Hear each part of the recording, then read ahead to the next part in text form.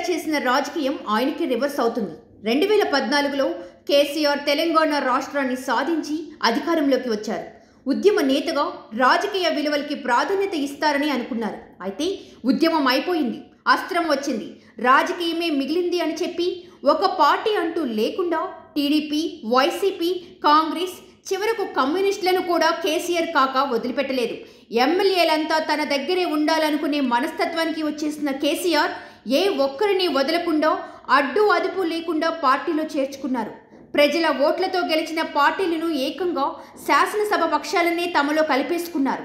2018లో రెండోసారి భారీ మెజారిటీతో అధికారంలోకి వచ్చిన తర్వాత కూడా మరింత చెలరేగిపోయారు. సంక్షేమాన్ని, అభివృద్ధిని చూసి తన వైపు వస్తున్నారని పైకి చెబుతూ బంగారు తెలంగాణ అని మభ్యపెట్టి అందరినీ తన దారిలోకి తెచ్చుకున్నారు. ఫిరాయింపుల చట్టాన్ని సైతం పక్కన పడేశారు. కానీ ఇప్పుడు ఒక్కసారిగా సీన్ రివర్స్ అయింది. కేటీఆర్, హరీష్ రావు లాంటి వాళ్ళు ప్రజాస్వామ్యాన్ని అపహాస్యం చేస్తున్నారంటూ గగ్గోలు పెడుతున్నా ఎవరూ పట్టించుకోవడం లేదు.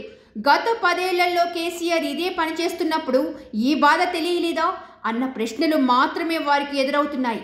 కేసీఆర్ ఫిరాయింపులను మొదలు పెడితే రేవంత్ రెడ్డి కంటిన్యూ చేస్తున్నాడంతే అని అంటున్నారు. అంతకుమించి ఆలోచించడానికి వేరే ఏమీ లేదని చెబుతున్నారు. అన్యాయం, అక్రమం అంటూ అరిచి గగ్గోలు పెట్టినా ఎవరూ పట్టించుకోవడం లేదు. ఎందుకంటే బీఆర్ఎస్ గతంలో చేసింది అదే. ఇప్పుడు అధికారం లేక కారికి కంతపడింది.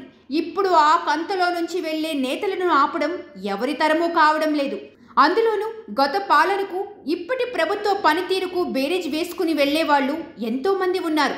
ఎవరిని ఆపేందుకు ప్రయత్నించినా ఆగే అవకాశమే లేనప్పుడు ఇలాంటి మాటలే హరీష్ రావు, కేటీఆర్ నుంచి వస్తాయి. రంజిత్ రెడ్డికి టికెట్ ఇస్తామన్నా పోటీ చేయలేదు. దానం నాగేందర్ బీఆర్ఎస్ ఎమ్మెల్యేగా గెలిచినా వెళ్లిపోయి కాంగ్రెస్ కండువా కప్పేసుకున్నారు. రాజ్యసభ సభ్యుడు కేకే ఫ్యామిలీతో సహా గేటు దాటేశారు. నమ్మకంగా ఉన్న కడియం కూడా గుడ్ బై చెప్పారు. ఆయన కుమార్తె కావ్య అయితే వరంగల్ బీఆర్ఎస్ టికెట్ నాకు వద్దంటూ చించి అవతల పడేసి కాంగ్రెస్లోకి చేరిపోయి ఆ పార్టీ తరపున పోటీకి సిద్ధమైంది. ఇలా ఇంకా ఎంతమంది వెళ్తారో తెలీదు, ఎవరు ఉంటారో తెలీదు. అలాగని ఎవరిపైనా నిఘా వేసే పరిస్థితి లేదు. అందుకే కేసీఆర్ ఇప్పుడు నేతలతో పాటు ప్రజలకు దగ్గరైతే కొంతవరకు వలసలు తగ్గుతాయని భావించి పొలంబాట కార్యక్రమానికి శ్రీకారం చుట్టారు. కేసీఆర్ ఇలా బయటకు వచ్చి ప్రజల్లో ఉంటే వలసలు ఏమైనా ఆగుతాయా అన్న చిన్న ఆశ ఆ పార్టీ నేతల్లో ఉంది. అయినా సరే ఆగడం లేదు. ఎమ్మెల్యేలు దానం నాగేందర్, కడియం శ్రీహరి కాంగ్రెస్లో చేరగా వీరి బాటలోనే మరో 3 ఎమ్మెల్యేలు కాంగ్రెస్ తీర్థం పుచ్చుకోబోతున్నట్లు తెలుస్తుంది. ఉమ్మడి ఖమ్మం, రంగారెడ్డి జిల్లాకు చెందిన ఎమ్మెల్యేలు కాంగ్రెస్ కండువా కప్పుకోబోతున్నట్లు సమాచారం. వీలును బట్టి ఏఐసీసీ పెద్దల సమక్షంలో లేదా సీఎం రేవంత్ రెడ్డి సమక్షంలో చేరబోతున్నారని తెలుస్తుంది. రాష్ట్రంలో కాంగ్రెస్ ప్రభుత్వం ఏర్పాటయ్యాక పలువురు బీఆర్ఎస్ ఎమ్మెల్యేలు సీఎం రేవంత్ రెడ్డితో భేటీ కావడం చర్చకు దారితీసింది. ఈ విషయంలో గులాబీ బాస్ తమ ఎమ్మెల్యేలను హెచ్చరించినా ఫలితం లేదు. ఈ క్రమంలో పలువురు ఎమ్మెల్యేలు కాంగ్రెస్ పార్టీ టచ్లోకి వెళ్లారని సమాచారం. అయితే వారు పైకి తాము పార్టీ మారడం లేదని వివరణలు ఇస్తున్నా సాధ్యాలను బట్టి కండువా మార్చడం ఖాయమేననే చర్చ జరుగుతుంది. పార్టీ మారాలనే ఆలోచన ఉన్న ఎమ్మెల్యేలు సైతం తాము కండువా మార్చేందుకు ఇదే సరైన సమయమని భావిస్తున్నట్లు తెలుస్తుంది. పార్టీ మారుతున్న సమయంలో తమతో పాటు తమ అనుచర గణాన్ని వెంట తీసుకువెళ్లేందుకు సరైన రీజన్ కోసం వెతకడం పరిపాటి. ప్రస్తుతం రాష్ట్రంలో ఫోన్ ట్యాపింగ్ వ్యవహారం, ఢిల్లీ లిక్కర్ స్కామ్ కేసులో కవిత అరెస్ట్ వ్యవహారాలు బీఆర్ఎస్ను ఇరకాటంలోకి నెడుతున్నాయి. బీఆర్ఎస్ హయాంలో సొంత పార్టీ నేతలపై కూడా ఫోన్ ట్యాపింగ్ చేసి వారి కదలికపై నిఘా పెట్టారని టాక్ వినిపిస్తుంది. దీంతో వీటిని కారణాలుగా చెప్పి కండువా మార్చేందుకు ఇదే అనుకూల సమయం అనే అభిప్రాయంతో పలువురు బీఆర్ఎస్ ఎమ్మెల్యేలు ఉన్నట్లు తెలుస్తుంది.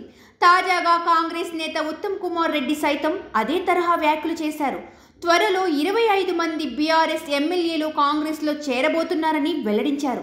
ఇక బీఆర్ఎస్ ఇటీవల జరిగిన అసెంబ్లీ ఎన్నికల్లో 39 సీట్లు గెలుచుకుంది. ఈ 39 మందిలో ఒకరు మరణించగా 2 ఇప్పటికే కాంగ్రెస్ తీర్థం పుచ్చుకున్నారు. ఇప్పుడు ఉత్తమ్ చెప్పినట్లుగా 25 మంది బీఆర్ఎస్ ఎమ్మెల్యేలు కాంగ్రెస్లో చేరితే కేసీఆర్ కుటుంబం మినహా దాదాపు కీలక నేతలెవరూ ఆ పార్టీలో లేనట్టే. ఇలానే వలసలు కొనసాగితే కేసీఆర్, ఆయన పార్టీ ఇక కోలుకోవడం కష్టమే అన్న అభిప్రాయాలు సర్వత్రా వ్యక్తమవుతున్నాయి. సబ్స్క్రైబ్ చేయండి. Subscribe to. Please do subscribe to. Please like, share and subscribe to top Telugu TV. Top Telugu TV. Top Telugu TV. Top Telugu TV.